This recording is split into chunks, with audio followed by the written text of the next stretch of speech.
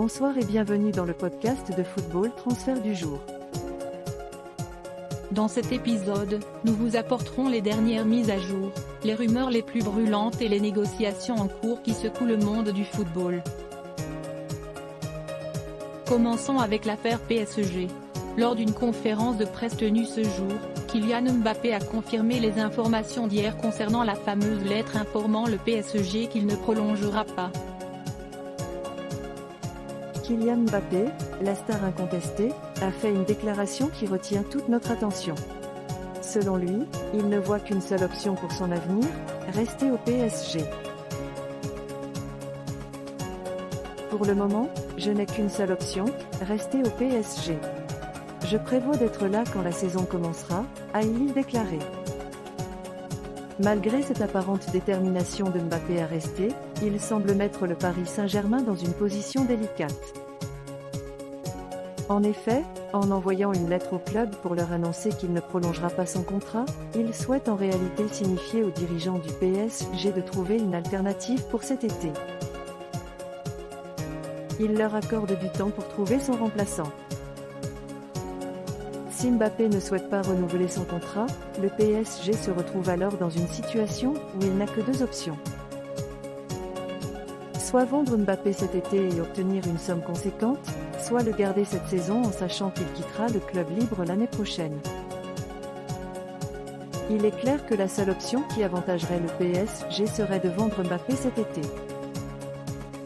Il est intéressant de rappeler que lorsqu'en 2021, le Real Madrid était venu recruter Mbappé, le PSG avait refusé, prétendant qu'il n'avait pas le temps de trouver un remplaçant. Cette année, le message de Mbappé est clair, cherchez mon remplaçant et vendez-moi au Real Madrid. Dans d'autres actualités de transfert, Manchester United et Chelsea seraient intéressés par la signature du gardien de but André Onana de l'Ajax. Manchester United serait la destination préférée de l'international camerounais. Les performances impressionnantes d'Onana en Ligue des Champions ont attiré l'attention des meilleurs clubs.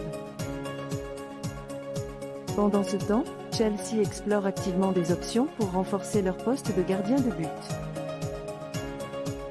Les hauts salaires de Kepa Arrizabalaga pourraient rendre sa vente difficile, mais le club est ouvert aux offres. Mike Maignan de l'AC Milan et Giorgi Mamardashvili de Valence sont également dans leur viseur. Passons maintenant à une autre information. Le Bayern Munich serait en bonne voie dans sa tentative de recruter Kim Min-jae. La clause libératoire du défenseur sud-coréen à Naples sera disponible dans les prochains jours et le Bayern semble déterminé à obtenir ses services.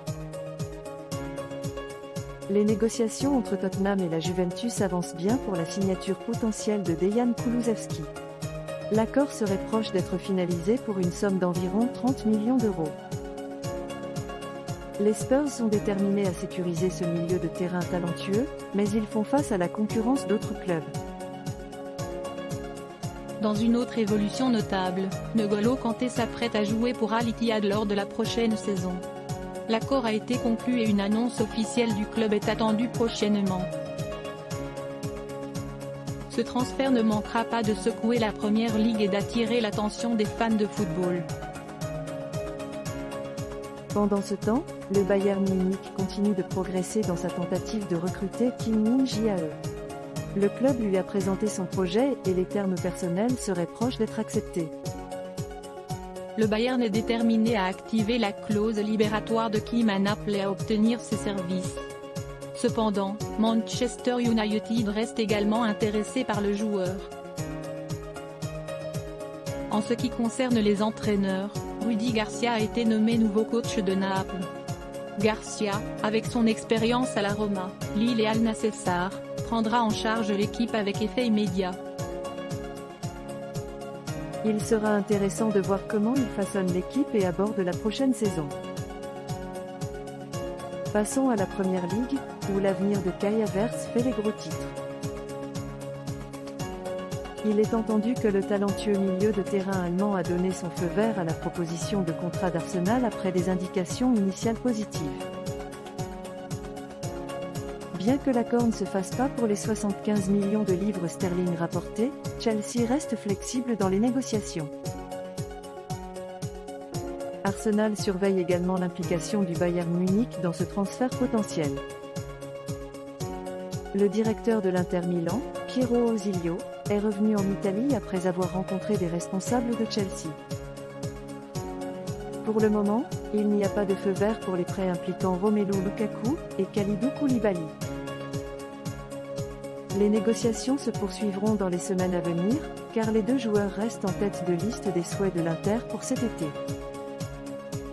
Dans une évolution passionnante, l'offre initiale d'Arsenal pour Declan Rice a été rapidement rejetée par West Ham.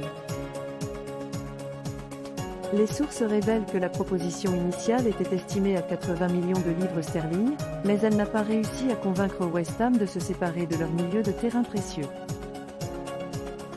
Cependant, la course pour la signature de Declan Rice est loin d'être terminée. Arsenal reste favori car des discussions sur les termes personnels avec Rice ont déjà eu lieu. On prévoit qu'ils reviendront avec une offre améliorée dans leur quête de ce talentueux joueur. Pendant qu'Arsenal poursuit sa tentative d'obtenir Rice, Manchester City a été informé de l'évolution de l'affaire. Jusqu'à présent, il n'y a eu ni offre ni discussion de la part de Manchester City. En nous tournant vers l'Italie, la Juventus travaille actuellement sur une éventuelle résiliation du contrat du latéral gauche brésilien Alex Sandro. Si tout se passe comme prévu, Sandro pourrait quitter le club en tant que joueur libre, ouvrant des possibilités pour une nouvelle destination. Un autre joueur qui pourrait devenir joueur libre est Juan Cuadrado. Avec la fin de son contrat prévu le 30 juin, il est prévu qu'il quitte le club en tant que joueur libre, à moins que des développements de dernière minute ne surviennent. En Espagne, le Real Madrid a officiellement présenté leur nouvelle recrue Jude Bellingham. Florentino Pérez, le président du Real Madrid, a révélé le dernier ajout au club, Jude Bellingham. Pérez s'est dit ravi d'accueillir l'un des meilleurs joueurs du monde, déclarant que la décision de Bellingham de rejoindre le Real Madrid était motivée par l'ambition.